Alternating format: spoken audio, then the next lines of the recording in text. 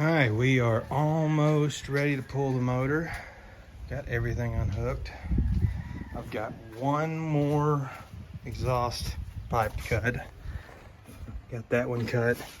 Just gotta get under the driver's side. Drag that stuff out from under the truck and take it off the ramps. And then we'll be ready to pull that out. All right, we got the engine, well, almost out. Anybody that tells you have to take the front clip off of, well, 73 to 79, I don't know about the 67 to 72, but anybody that tells you have to pull the front clip off one of these to get an FE engine and a C6 out, they're wrong. Just noticed that my battery cable is pulled tight. But oh well, I need to replace that anyway. You can kind of see here, yeah. I have no interest in rebuilding this engine. It is going to the scrap. And then, like I say, as long as it'll fit, well, I know it'll fit, as long as it's in decent shape. My 351 Windsor will go in here. That should be a little more peppy than this boat anchor. She's out. Had to pull the truck in for just a second. It started sprinkling rain. Made the official first mess in my, well, kind of shop, soon to be finished. Did my absolute best not to get a mess, and thought I had everything drained out. Sure enough, I didn't. The transmission, I even did the old rubber glove trick on the tail shaft, and like an idiot completely forgot about the hole for the speedometer cable. So, oh well.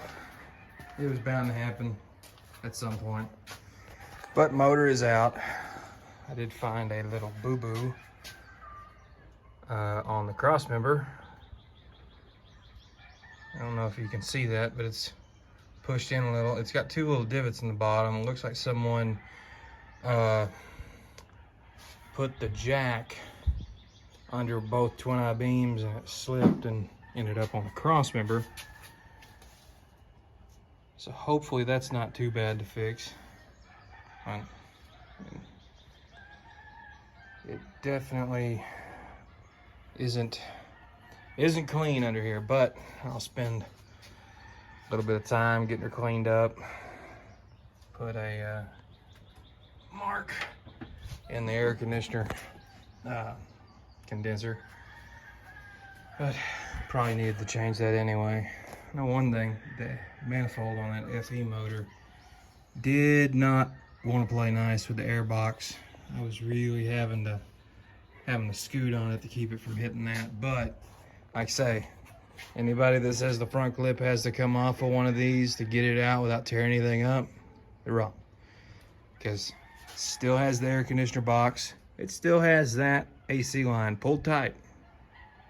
Didn't interfere with anything. I pulled the valve cover off that side just to clear. You see, I cut the exhaust, which I might not have had as much problem if I just unbolted it. But I'm not using this, so who cares? Yeah, motor is out. Now it's time to get her cleaned up. This is what happens when you lost the charger to your DeWalt Sawzall and you had to borrow your dad's, who doesn't have a good battery for his, and you happen to have some M18 Milwaukee tools. I was not gonna let a Sawzall hold me up on the project. And this might not should work, but it does. I don't know what I'm doing to that battery. It might be fried, but I wasn't gonna let that hold me up. All right, got the exhaust out. My redneck two brands made into one with a piece of duct tape and an old piece of wire that I found buried underground. Sawzall made that happen. Old glass pack exhaust with glass packs that had holes rotted in them. Tailpipes still don't look half bad, but I think I got it pretty much cleaned or stripped down as far as I want to take it right now. At this point, obviously got to clean the mess up in the shop, find a place to store this, find a place to store that, because if my theory is correct, because the research I've done on an 88 E150 conversion van with a 351 in it is correct, it should have a C6 behind it. It is a 3-speed, and I would not think that they would put a C4 behind a 351 in a van. Now, I'm not exactly a Ford guy. This is all kind of new territory for me, but that doesn't seem likely. That would be like putting a turbo 350 behind 400 small block in a van. But I don't know. Anyway, I'm gonna save that because I'm hoping and praying I can reuse it. Might save this. I don't know, the block may still be good, and someone might be able to build a 390 or stroker motor out of that one. I don't know, but I'm not gonna use it. But I'll set it aside and do something to keep it from getting completely full of water. Next time you see this, it'll be cleaned out. Hopefully that dent in the cross member will be fixed. That, I know it might not be an issue. Some people might not, that might not bug some people, but golly, that bums me out.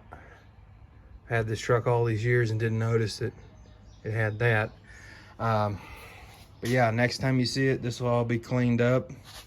Maybe we'll get a coat of paint on it. After the engine's in, then we're gonna deal with this.